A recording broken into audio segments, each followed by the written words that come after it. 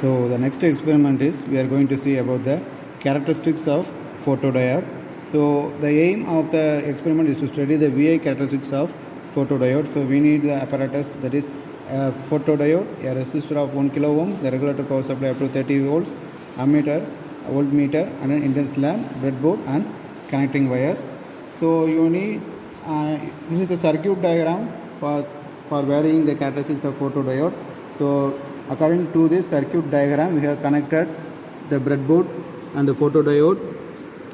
This is the basic circuit diagram which we have seen in our experiment book. So this is the 1 kilo ohms. So this is the 1 kilo ohms resistor, and this is the regulator voltage power supply up to 30 volt, and this is the photodiode. So this is the photodiode, and we have connected up to the microamps and voltmeter. So you know that photodiode has to be connected in the reverse bias condition. So in the depletion region, the width will be large under the normal condition, so that in this case it carries a small reverse current.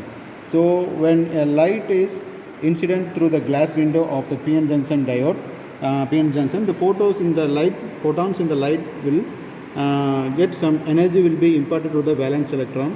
So due to this, valence electrons are dislodged from the covalent band and become a free electron.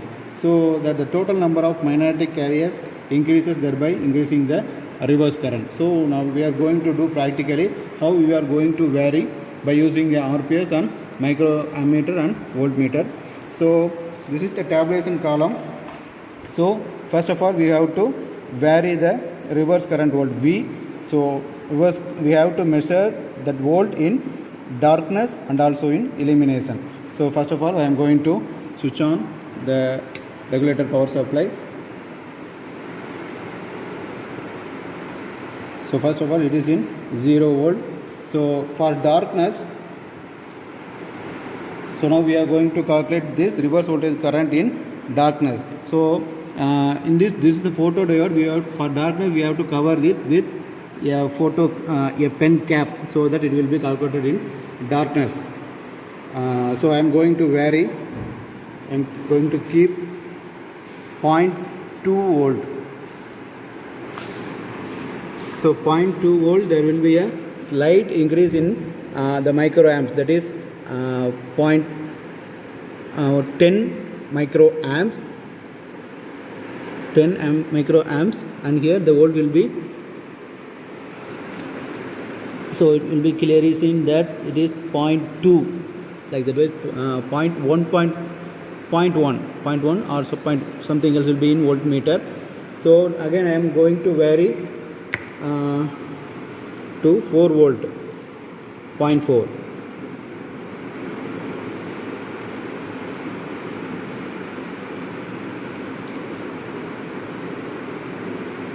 So I kept the reverse voltage as 0.4, and there will be an increase in the microamps current, that is up to 60, 70, 80. So we have to note the readings as 0.4, 0.2 for 20 milliamps, 0.4 for 80 milliamps, next 0.6 and 0.8. So for 0.6,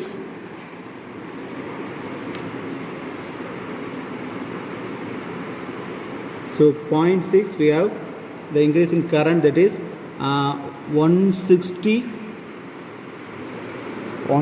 microamp, 150 microamp, and now I am going to vary with 0.8, that is 0.75, 0.8. So in 0.8, in darkness the reverse current in darkness will be 200 microamps. Sorry. So we have calculated the reverse voltage and reverse current in darkness. Now the next table column we have to calculate the reverse current in illumination. So for illumination we have to minimize the voltage, and I am removing this cap, and we have to blow the bulb. So I am glowing the bulb near the photodiode,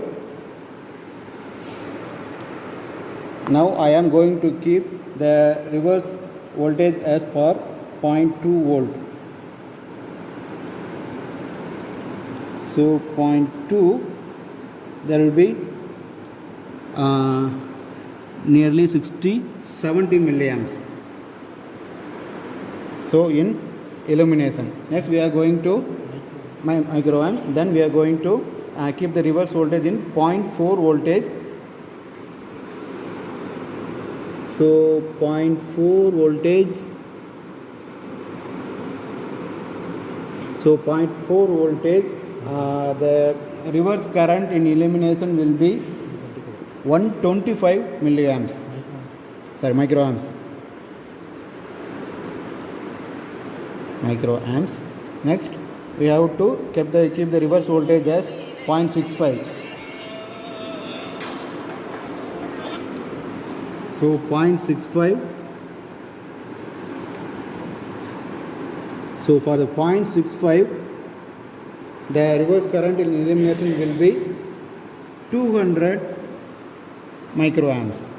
So this is the reading for 0.2 and 0.4 and 0.6. So 0.8 we have to change the micrometer.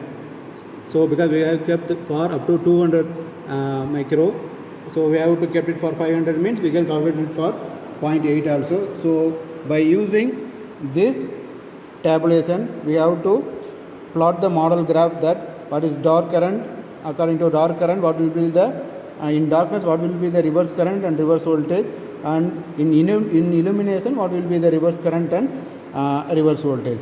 So this is the basic thing we have to calculate for the characteristics of photodiode in both illumination and darkness.